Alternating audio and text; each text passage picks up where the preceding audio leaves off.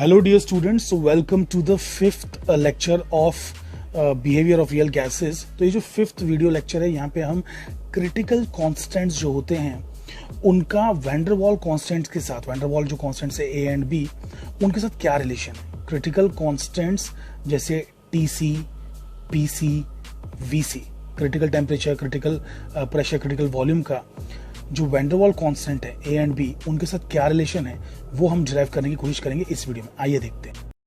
So dear friends, हम लोगों ने जो है देखा था कि ये जो हमारा कर्व है जो वैंडरवाल ने बनाया हुआ है, मतलब वैंडरवाल के इक्वेशन से हमें मिला है, इसकी विड्थ है ना हायर एंड हायर टेम्परेचर पर जाने पर कम होती जा रही है। जैसे आप आगे आगे पहुंचते जाएंगे, टेम्परेचर्स बढ़ाते चले जाएंगे, तो इसकी विड्थ जो है कम होती चली जाएगी एंड एक पॉइंट आएगा जहाँ पर ये जो इसके मैक्सिमाज हैं, मैक्सिमाज और मिनिमाज है, मिनिमाज, ये मर्ज हो जाएंगे, मैक्सिमाज और मिनिमाज मर्ज हो जाएंगे। तो ये जो पॉइंट बन रहा है ना, ये पॉइंट पी, ये एक्चुअल में पॉइंट ऑफ इन्फ्लेक्शन है। इन्फ्लेक्शन पॉइंट, इन्फ्लेक्शन पॉइंट, कभी कभार इसको ऐसे भी स्पेल किया जाता है। ओके, ये इन्फ्लेक्शन पॉइंट। अब आप सोच रहे होंगे कि सर ये इन्फ्लेक्शन पॉइंट क्या होता है। इन्फ्लेक्शन पॉइंट एक पॉइंट है कि जहाँ पर कर्व है ना अपना डायरेक्शन चेंज करता है, यानी कि वो कॉनकेव से कॉन्वेक्स बन रहा है, वो कॉनकेव से कॉन्वेक्स बन रहा है। ज़रा ध्यान दीजिएगा मेरी बात पे, मैं क्या कहना चाह रहा हूँ एग्जैक्टली। तो आप बोलेंगे सर कॉनकेव क्या है, कॉन्वेक्स क्या है।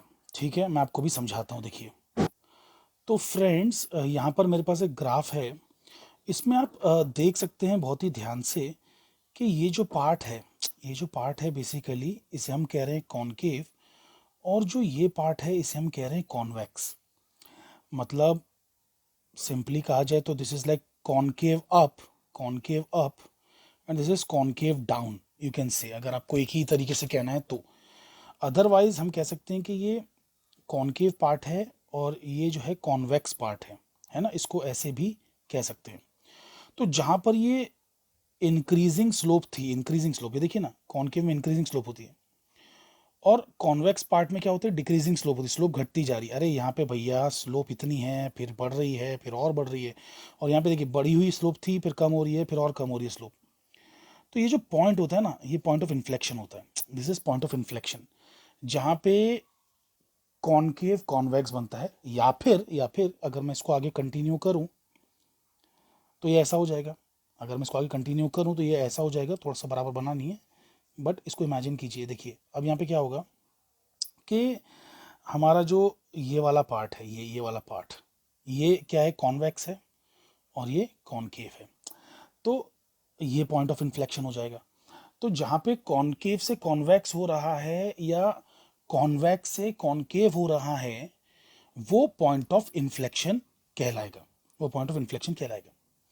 अब हमारी जो सिचुएशन है क्रिटिकल पॉइंट पर, क्रिटिकल पॉइंट पर जो हमने भी कर्व देखा जिसका नाम था वैंडरवाल कर्व, क्रिटिकल पॉइंट पर वो जाकर है ना कुछ इस तरीके से ऐसा ऐसा हो जा रहा है, समथिंग लाइक दिस। ये पॉइंट पी, अगर आप इस पॉइंट को देखेंगे तो ये ग्राफ है ना कुछ इस तरीके से हो रहा है। मतलब थोड़ा सा अजीब है, मतलब इतना ज़्यादा परफेक्टली नहीं बना पाया मैं, बट समथिंग लाइक दिस, इस तरीके से कुछ पॉइंट पी पर हो रहा है। मतलब पहले जो शुरू शुरू के ग्राफ्स हैं वो उनकी शक्ल तो बेसिकली ऐसी है, कुछ लाइक दिस, शुरू शुरू ग्राफ्स। अरे दिखाई देता हूँ मैं एक्चुअली, ये देखिए, ये जो ग्राफ्स हैं शुरू शुरू वाले, इनकी कहानी आप देखिए तो ये लोग तो इस तरीके के ग्राफ्स हैं, राइट, ये ऐसा ऊपर नीचे वाले। लेकिन जहां पर क्रिटिकल पॉइंट है ना, ये ग्राफ को देखिए ध्यान से, ग्राफ ना यहाँ पे फ्लैट हो गया, ये ग्राफ यहाँ पे फ्लैट हो गया। तो अगर ग्राफ फ्लैट हो गया तो उसकी स्लोप क्या आएगी, जीरो आएगी। अरे भैया स्लोप जीरो होगी ना, स्लोप क्या होती है, फर्स्ट डेरिवेटिव, फर्स्ट डेरिवेटिव। यहाँ पे क्या प्लॉटेड है, प्रेशर, यहाँ पे क्या प्लॉटेड है, वॉल्यूम। तो फर्स्ट डेरिवेटिव क्या होगा, dp बाई dv होगा, और वो जीरो है। ग्राफ अगर फ्लैट हो जाए, पैरेलल टू एक्स एक्सिस हो जाए, पैरेलल टू एक्स एक्सिस, तो एक्स एक्सिस को पैरेलल हो गया ना ग्राफ, मतलब अगर मैं टेंजेंट बनाऊंगा इस पॉइंट पी पे टेंजेंट बनाऊंगा तो वो टेंजेंट इस एक्स एक्सिस के जो वी वाली एक्सिस है ना, एक्स एक्सिस वी वाली एक्सिस एक्स एक्सिस, तो इसके पैरेलल हो जाएगा, तो यानी कि वहां पे क्या आएगा, स्लोप जीरो आएगा। क्या आएगा, स्लोप जीरो आएगा। अच्छा, सेकेंड डेरिवेटिव जो होता है, बेसिकली सेकेंड डेरिवेटिव वो पॉइंट ऑफ इन्फ्लेक्शन पे गारंटीडली जीरो होता है। ये गारंटीडली जीरो होता है पॉइंट ऑफ इन्फ्लेक्शन पे, क्योंकि पॉइंट ऑफ इन्फ्लेक्शन के जस्ट लेफ्ट में चले जाओ तो लेट्स से कि वहां पर नेगेटिव स्लोप है, और जस्ट राइट में चले जाओ तो वहां पे पॉजिटिव स्लोप है। तो सेकेंड डेरिवेटिव होता क्या है, स्लोप का स्लोप होता है। तो यानी कि at the point of inflection अगर देखा जाए ना, तो स्लोप नेगेटिव से पॉजिटिव हो रही है, तो obviously it has to pass through zero, it has to pass through zero. तो स्लोप का स्लोप अगर निकालेंगे एट पॉइंट ऑफ इन्फ्लेक्शन, तो it's an isolated zero. Isolated zero है ये मैथमेटिकल लैंग्वेज, आइसोलेटेड जीरो मतलब it's not throughout zero. मतलब देखो, अगर कोई हमारे पास सपोज एक कर्व है लाइक दिस, तो इसका फर्स्ट डेरिवेटिव भी जीरो है, इसका सेकंड डेरिवेटिव भी जीरो है, बिकॉज सेकंड डेरिवेटिव क्या बता रहा है कि देखो, फर्स्ट डेरिवेटिव जीरो क्यों है, क्योंकि ये एक मैक्सिमा है ना। सेकंड डेरिवेटिव जीरो क्यों है, क्योंकि यहाँ पर ना स्लोप बाद में घटने वाली है, ना स्लोप बढ़ने वाली है, ना इससे पहले बढ़ रही थी ना घट रही थी, हमेशा ही जीरो जीरो जीरो ही स्लोप रह रही है। तो स्लोप के चेंज होने का जो रेट है उसे ही तो कहते हैं ना सेकंड डेरिवेटिव। सेकंड डेरिवेटिव क्या होता है, rate of change of slope. तो वो रेट खुद ही जीरो है, क्योंकि स्लोप चेंज ही नहीं हो रही, slope is constant for ever. तो ये कांस्टेंट फॉर एवर अगर रहेगा तो इस पे हर पॉइंट पर फर्स्ट और सेकंड डेरिवेटिव जीरो रहेंगे। लेकिन यहाँ पे ऐसा नहीं है ना, यहाँ पे ऐसा नहीं। इस पॉइंट पर अगर आप देखने जाएंगे, अगर हम यहाँ पर इस पॉइंट पे देखने जाएं, तो बेसिकली इस पॉइंट पर फॉर एवर तो नहीं रहने वाला है। मतलब यानी कि सेकंड डेरिवेटिव जीरो, यहाँ पे सेकंड डेरिवेटिव जीरो नहीं होगा, यहाँ पे सेकंड डेरिवेटिव जीरो नहीं होगा, मतलब इस कर्व पे। तो इस पॉइंट पे लेकिन सेकंड डेरिवेटिव जीरो आएगा, क्योंकि पॉइंट ऑफ इन्फ्लेक्शन है। यहाँ पे जो कॉनकेव पार्ट है कॉन्वेक्स पार्ट से मिल चुका है, कॉनकेव और कॉनकेव पार्ट्स, कॉनकेव और कॉन्वेक्स पार्ट्स मिल चुके हैं। तो इसलिए सेकंड डेरिवेटिव जो है ना, इस लोकल एरिया में जीरो है। ठीक है, चलिए एनीवे, इतना डीप में हमको जाने की कोई ज़रूरत नहीं थी। सिंपल सी बात है कि पॉइंट ऑफ इन्फ्लेक्शन पे ये जीरो होना कंपलसरी है, this is a compulsory condition, ये होता ही है। सेकंड डेरिवेटिव जीरो होता है। First derivative may or may not be zero, first derivative may or may not be zero, please understand that. First derivative may or may not be zero, वो zero हो भी सकता है, नहीं भी हो सकता। सेकंड डेरिवेटिव गारंटीड जीरो है, बट फर्स्ट डेरिवेटिव की कोई गारंटी नहीं है। ये नॉट नेसेसरीली जीरो, भैया लिख दे रहा हूं मैं, not necessarily zero, but this is necessarily zero. ये पॉइंट ऑफ इन्फ्लेक्शन की खासियत है, नेसेसरीली जीरो, उसकी प्रॉपर्टी पॉइंट ऑफ इन्फ्लेक्शन की। अब बोलेंगे सर ये तो जीरो तो है ही ना, क्योंकि ग्राफ यहाँ पे क्या फ्लैट हो गया था ना। मतलब अगर आप देखेंगे इस पॉइंट ऑफ इन्फ्लेक्शन पे ग्राफ जो है फ्लैट हो गया था, तो फर्स्ट डेरिवेटिव जो है जीरो है। अरे भैया यहीं पे तो हुआ है, लेकिन अब जो मैंने दूसरा एक बताया था आपको, इस तरीके से जो बताया था, तो यहाँ पर अगर आप स्लोप निकालेंगे इस पॉइंट ऑफ इन्फ्लेक्शन पे, तो आपको इस पॉइंट पे टेंजेंट लेना होगा। तो इस पॉइंट पे अगर आप टेंजेंट खींचते हैं तो उसकी स्लोप थोड़ी ना जीरो आने वाली है। तो इस पॉइंट पे थोड़ी ना स्लोप जीरो हो गई है, बात समझिए। अरे ये कॉनकेव पार्ट है, ये कॉन्वेक्स पार्ट है, दोनों के बीच का जो पॉइंट है वो है पॉइंट ऑफ इन्फ्लेक्शन, तो यहाँ पे थोड़ी ना फर्स्ट डेरिवेटिव जीरो है। आई होप कि आपको ये बात समझ में आ रही है। But second derivative guaranteed zero होगा, second derivative point of inflection पे जीरो होगा। फर्स्ट डेरिवेटिव देखिए जीरो नहीं है, लेकिन सेकंड डेरिवेटिव गारंटीड जीरो होगा, because second derivative is like a slope in the neighbourhood. और इसके जो नेबरहुड है बेसिकली, उसमें क्या हो रहा है कि ना, लेफ्ट साइड में मान लो कि नेगेटिव स्लोप है, राइट साइड में पॉजिटिव स्लोप है, ऐसा कुछ है। तो locally second derivative for the point of inflection is zero. चलिए, let's not go into the mathematical intricacies involved here. आगे जाते हैं, देखते हैं चीज़ों को हम क्या कर सकते हैं। तो अब भैया देखिए, यहाँ पे मैं कंडीशंस तो मैंने लिख दी थी कि D P by D V equals to zero. फिर एक कंडीशन लिख दी मैंने, D two P by D V square equals to zero. And और कंडीशंस क्या है, टेम्परेचर टी सी के बराबर है, वॉल्यूम वी सी के बराबर है, एंड प्रेशर पी सी के बराबर है। तो ये सारी जो कंडीशंस हैं इसको मैं एक ही इक्वेशन कहता हूँ, एक्स इक्वेशन। तो ये कहाँ पर है, at point of inflection, at point of inflection, inflection के पॉइंट पर जो है ये सारी कंडीशन हमें देखने को मिल रही है। अच्छा, अब हमारा जो वैन डर वाल्स इक्वेशन है वो क्या है, तो वैंडरवॉल्स इक्वेशन हमारी जो है, सो वैन वॉल्स इक्वेशन जो है वो क्या है भैया, तो वो है हमारी for one mole, for n equals to 1, तो 1 मोल के लिए it is p plus a by V square, p plus a by V square into v minus B equals to R T. यही तो है ना, यही तो है ना वैंडरवॉल्स इक्वेशन। आई होप कि आपको भैया ये सब चीज़ें याद आ रही हैं। अब मैं क्या कर रहा हूँ ना कि चीज़ों को यहाँ से वहाँ ले जाना चाह रहा हूँ। तो जैसे p plus A by V square equals to R T by V minus B. ठीक है, करेक्ट है ये, बिल्कुल परफेक्ट। ओके, अरे समझ पा रहे हैं ना आप लोग भैया, मैंने खाली ये जो है इसको मैं यहाँ से यहाँ ले गया हूँ, दैट्स इट, कुछ खास अलग नहीं किया है। अच्छा, अब ये हो जाएगा p equals to R T by V minus B minus A by V square. ये होगा कि नहीं होगा, ऑब्वियसली होगा, ये उधर चला जाएगा। तो हमें ये चीज़ मिल गई p equals to R T by V minus B minus A by V square. तो इसे भी कुछ एक इक्वेशन कह देते हैं, let's call this as y, कुछ तो इक्वेशन कह देते हैं। अब taking first derivative of y, है ना, सो हम लोग फर्स्ट डेरिवेटिव ले लेते हैं। मैं जो है चुन लेता हूँ कोई अलग पेन। ओके, तो देयरफॉर मैं लिख देता हूँ dp बाई dv क्या हो जाएगा। अगर मैंने dp बाई dv निकाला तो व्हाट विल आई गेट, ये rt जो है ये तो कांस्टेंट है, ये तो साइड में हट जाएगा।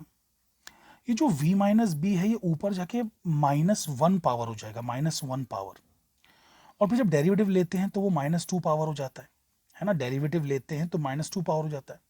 और फिर जो है वो क्या हो जाएगा, it will become minus of v minus B का स्क्वायर। और v के साथ जो भी कोएफिशिएंट होता है वो बाहर आ जाता है, लेकिन v के साथ तो 1 ही है, तो 1 ही मल्टीप्लाई हुआ है, तो इतना ही रहेगा ये। यहाँ पे क्या हो जाएगा, इसमें a जो है वो कांस्टेंट बाहर आ जाएगा, v स्क्वायर जो नीचे लिखा है ये ऊपर जाके क्या हो जाएगा v⁻²। और फिर जब डेरिवेटिव लेंगे तो -2 मल्टीप्लाई हो जाएगा और ये बन जाएगा v⁻³ जो कि नीचे आके वापस से v⁻³ हो जाएगा। अब देखिए भैया, इतना समझा दिया काफ़ी है, डेरिवेटिव जो है मैं इससे ज़्यादा समझा नहीं पाऊंगा। अच्छा, बाय द वे मैं -2 मल्टीप्लाई करना भूल गया, तो 2 है ना, 2a by V cube, minus minus plus हो गया ना, पहले से माइनस था, -2 मल्टीप्लाई कर दिया। तो अच्छा, अब ये जो बंदा है इसको हम क्या है ना कंडीशन एक्स अप्लाई करेंगे। So applying condition x, applying condition x, तो एक्स कंडीशन अगर मैंने इसको अप्लाई किया, एक्स कंडीशन अगर मैं अप्लाई किया तो ये एक्स कंडीशन क्या है, dp by D is 0 for temperature becoming TC, volume becoming VC, है ना, तो ये ज़रा याद रखना। तो dp बाई डी 0 है, so therefore I can write 0 is equals to minus RTC by VC minus B plus 2a by VC का cube. Am I correct? Yes, I am correct, एकदम ध्यान से देख लिया आप सभी ने। ओ सॉरी, स्क्वायर भी है, स्क्वायर भी है। तो ये बन जाएगा आपका RTC by VC minus B का square equals to 2a by VC का क्यूब। तो इस तरीके से जो है आपको अभी ये इक्वेशन मिली। इसका चलिए एक नाम रख देते हैं, इसका नाम क्या रखें भाई, XY तो हो गया, अभी UV रख देते हैं, कुछ है ना, U इसका रख देते हैं, V आगे रख देंगे। चलिए, वैसे यार मेरा U भी V जैसा दिख रहा है, एक सेकेंड, थोड़ा गोल ज़्यादा बनाना पड़ेगा, बराबर है, अब ठीक है। तो U इक्वेशन हो गई। अभी कहानी कैसी है, ये तो भैया फर्स्ट डेरिवेटिव वाला हो गया। Let's take second derivative of y। So मैं यहाँ पे लिख देता हूँ also d2p by dv square. तो सेकेंड डेरिवेटिव ऑफ y लेना पड़ेगा ना, मतलब y, हाँ करेक्ट, ये y है ना। फर्स्ट डेरिवेटिव जब लिया तो फर्स्ट डेरिवेटिव कितना आया था भाई, हमें फर्स्ट डेरिवेटिव ये आया था। अब डेरिवेटिव का डेरिवेटिव लेना है, ठीक है, तो सेकेंड डेरिवेटिव ले लीजिए। तो मान लेते हैं कि इक्वेशन z है ना, तो अब डेरिवेटिव ऑफ आपको z लेना है ना कि y। फर्स्ट डेरिवेटिव y का लिया तो z आया, अब z का डेरिवेटिव लोगे तो भाई क्या आएगा आपको, सेकेंड डेरिवेटिव ऑफ y आएगा ना। z का डेरिवेटिव लोगे तो it will be second derivative of y anyway. तो यहाँ पर क्या हो जाएगा, देखिए इसका डेरिवेटिव लेने पे क्या मिलेगा, माइनस आर टी तो कांस्टेंट है, वो साइड में हट जाएगा, वी माइनस बी स्क्वायर ऊपर चला जाएगा, वो बन जाएगा V minus B raise to minus two. वो माइनस टू जो है मल्टीप्लाई में आ जाएगा और फिर ये वापस से नीचे आ जाएगा वी माइनस बी का क्यूब बन के, और वी का कोएफिशिएंट कुछ है ही नहीं तो बस उतना ही रहेगा। तो it will become two R T divide by V minus B का क्यूब। ठीक है, ये two R T by V minus B का क्यूब बन जाएगा। और ये जो बंदा है इसका क्या होगा, ये थ्री ऊपर जाएगा माइनस थ्री बन के, ये माइनस थ्री बन के ऊपर जाएगा V raise to minus three derivative लेते ही मल्टीप्लाई हो जाएगा टू में, तो it will become minus six, और ये बन जाएगा V raise to minus four, जो कि नीचे आके बन जाएगा V raise to four. So minus six A by V power four, minus six A by V power four, इस तरीके का आपको आ जाएगा। अब जैसे उसका इक्वेशन, सॉरी अभी इक्वेशन नहीं, पहले तो कंडीशन अप्लाई करेंगे ना, apply condition x, applying condition x, तो एक्स कंडीशन अप्लाई कीजिए। तो एक्स कंडीशन जब आप अप्लाई करते हैं तो आपको मिलता है जीरो इज इक्वल्स टू ये चीज़। अच्छा, जीरो इक्वल्स टू इतना सब मैं लिखूंगा नहीं यार, इसको चुपचाप इधर ले आओ। तो बेसिकली हम कह सकते हैं कि two R T by V minus B cube, जहाँ पे टी सी हो जाएगा, ये वी सी हो जाएगा, equals to six A by V C power four. समझो यार, इसको उधर लेके आ चुका हूँ मैं। ठीक है, ओके, तो इस तरीके से हो जाएगा। अच्छा, इसे अब इक्वेशन क्या कह देंगे, v। हाँ, ये प्रॉपर v बन गया। तो हमारे पास इक्वेशन u है और इक्वेशन v है। तो आइए क्यों ना इनके साथ खेलें, इन्हें डिवाइड करें तो कुछ हमें आंसर है ना। vc तो आ ही जाएगा, क्योंकि देखिए ना, tc vc एलिमिनेट हो जाएगा, a एलिमिनेट हो जाएगा, तो हमें कुछ तो आ ही जाएगा। Let's divide. सो मैं थोड़ा और ब्यूटीफुल सा पेन ले लूँ, कुछ अच्छा सा। ठीक है, सो dividing equation v by u करते हैं तो हमें क्या मिलेगा कि v इक्वेशन क्या थी भैया, जरा सामने आओ। तो v इक्वेशन थी two R T by V C minus B का cube equals to six A by V C power four. और जो हमारी ये वाली इक्वेशन है, कौन सी, u वाली, ये u वाली किधर है, अच्छा इधर है, R T C by V C minus B का square, R T by V C minus B का स्क्वायर। और यहाँ पर क्या है, राइट साइड पर it is two A by V C का cube, two A by V C का क्यूब। कुछ गलत तो नहीं कर दिया ना, नहीं, करेक्ट है, to A by V C का क्यूब, परफेक्ट। अब ठीक है, अब कर सकते हैं डिविजन्स। तो यहाँ पे क्या हो जाएगा, मैं थोड़ा एक और पेन चेंज करता हूँ कैंसलेशन के लिए। सो आर टी सी यहाँ से गया, आर टी सी यहाँ से गया, ए यहाँ से गया, ए यहाँ से गया, वी सी क्यूब गया, यहाँ पे से वी सी बचा ऊपर, क्या बचा, और हाँ, ये जो है वी सी माइनस बी का स्क्वायर, इसने इसको क्यूब को उड़ा दिया, सिर्फ वी सी माइनस बी बचा। अब हमारे पास क्या क्या चीज़ें रह गई हैं, सोचने वाली बात है। तो इट बिकम्स व्हाट, कुछ गड़बड़ तो नहीं कर दी मैंने भैया, नहीं, तो ये टू और ये, हाँ सिक्स, तो थ्री इधर आ गया, तो थ्री बाई वी सी आ रहा है ना, यानी कि V C equals to three V C minus B आ रहा है, correct, three V C equals to V C minus B. मैंने वी सी पावर फोर कहाँ से लिखा है, मुझे ज़रा सोचने दीजिए, बराबर लिखा है ना वी सी पावर फोर, कोई गड़बड़ तो नहीं है यहाँ पे, ये तो यू इक्वेशन है, ये किसको मैंने डिवाइड किया है, नहीं, परफेक्ट है, परफेक्ट, सब कुछ करेक्ट है। तो देखिए भैया, बचा सिर्फ इतना ही पार्ट है, तो ये बन जाएगा आपका, अच्छा हाँ, टू भी तो बचा है यार, तभी मैं कंफ्यूज हो रहा हूँ। तो देखिए, टू वी सी हो गया और ये हो गया three V C minus B, तो इसका क्या बन जाएगा, two V C equals to three V C minus B. इसको जब आप अंदर मल्टीप्लाई करेंगे it will become two V C equals to three V C minus three B. तो अब ये थ्री बी को इधर ले आइए और टू वी सी को उधर ले जाइए, तो आपको मिलेगा three V C minus two V C, यानी कि वन वी सी हो जाएगा, equals to three B. So V C की वैल्यू थ्री बी के बराबर है। अब ये आपको समझ में आ गया है, वी सी की वैल्यू थ्री बी के बराबर, ये आपको समझ में आ गया, राइट, ओके। अब इसको सब्स्टिट्यूट करेंगे ना, अरे भाई वीसी आ गया, पहला कोएफिशिएंट आ गया, पहला कोएफिशिएंट कह रहा हूँ सॉरी, क्रिटिकल कांस्टेंट आ गया, वॉल्यूम वाला आ गया, और वो वैन डर वाल की कांस्टेंट से कैसे रिलेटेड है वो हमें मिल चुका है। तो आइए इसे भी जो है सब्स्टिट्यूट करते हैं, है ना। तो इसको हम सब्स्टिट्यूट करेंगे, तो कौन सी इक्वेशन में सब्स्टिट्यूट करेंगे ज़रा देखने दीजिए, सबसे बेस्ट इक्वेशन कौन सी है। ये यू और वी वाली इक्वेशंस में से किसी में डाल दें तो बेटर है, क्योंकि देखो अगर मैंने यहाँ पे डाला, सपोज मैंने वी सी की वैल्यू 3 भी डाला, हाँ, तो मुझे ए के टर्म्स में और बी के टर्म्स में टी सी भी मिल जाएगा, परफेक्ट। तो सब्स्टिट्यूट करते हैं, तो put value of V C in equation U, तो यू में सब्स्टिट्यूट करते ही हमें देखिए क्या मिलता है। तो हमें यहाँ पे क्या मिलेगा, हमें मिलेगा R T C by 3b minus B का square, okay. So R T C by 3b minus B का स्क्वायर इक्वल्स टू, और क्या है राइट साइड पे, 2a बाई 3b का क्यूब, 2a बाई 3b का cube. So 2a by 3b का cube. अब यहाँ से चीज़ों को ऑब्वियसली इधर उधर ले जाना है, क्रॉस मल्टीप्लाई करना है ना। तो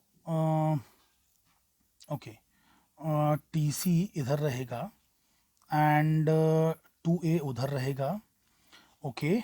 आर नीचे आ जाएगा, और फिर उसके बाद ये जो 3b माइनस बी है मतलब कितना हो गया, 2b हो गया ना। तो यहाँ पे 2b स्क्वायर आ जाएगा, 2b स्क्वायर का मतलब क्या हो गया, इट इज़, अरे 2b द होल स्क्वायर क्या मतलब हो गया, 4b स्क्वायर। और ये जो बंदा है मतलब नीचे 3b क्यूब जो बैठा हुआ है, इसका क्या बन जाएगा, 27b क्यूब, क्यूब हो रहा है ना भाई। तो अब ये इसको उड़ा देगा, तो सिर्फ नीचे b बचेगा, तो हो गया ना काम। T C is equals to 8/27 A by R B, है ना, 8a/27 आर बी। तो ये आ गया हमारा critical temperature in terms of your A and B, van der Waals constants. अब फाइनली वी सी भी हो गया, टी सी भी हो गया, तो अब प्रेशर भी तो निकालना पड़ेगा ना, प्रेशर निकालते हैं आइए। तो अब हम लिखेंगे put values of V C and T C in equation. सबसे पहली इक्वेशन कौन सी थी भाई, अरे कहाँ गई हमारी सबसे पहली इक्वेशन, प्रेशर वाली, वैन डर वाल की, हाँ ये वाली इक्वेशन है ना। तो यहाँ पर हम लोग जो है वी सी की वैल्यू और टी सी की वैल्यू सब्स्टिट्यूट करेंगे तो हमें पी सी मिल जाएगा, करेक्ट, इस पॉइंट पर। तो इक्वेशन y में डालेंगे, तो इक्वेशन y में सब्स्टिट्यूट करेंगे, तो P C is equals to, हमें क्या आ रहा है देखते हैं, यहाँ पे है R T C by V C minus B का स्क्वायर है, नहीं आई डोंट थिंक सो, इतना ही, sorry I am sorry, minus A by V C square, हाँ इस तरीके से। तो इसमें सब्स्टिट्यूट कर देते हैं, तो P C is equals to R, अब ये कितना था, टी सी कितना आया था, 8/27 ए बाई आर बी, और वी सी कितना आया था, 3b आया था, अच्छा 3b माइनस बी मैं डायरेक्टली 2b लिख दे रहा हूँ, ये हो गया 2b। और यहाँ पर ए तो एज इट इज़ रहेगा, वी सी की जगह पे 3b स्क्वायर है, तो 3b का होल स्क्वायर कितना बन जाएगा, 9b स्क्वायर, 9b स्क्वायर, इस तरीके से हो जाएगा।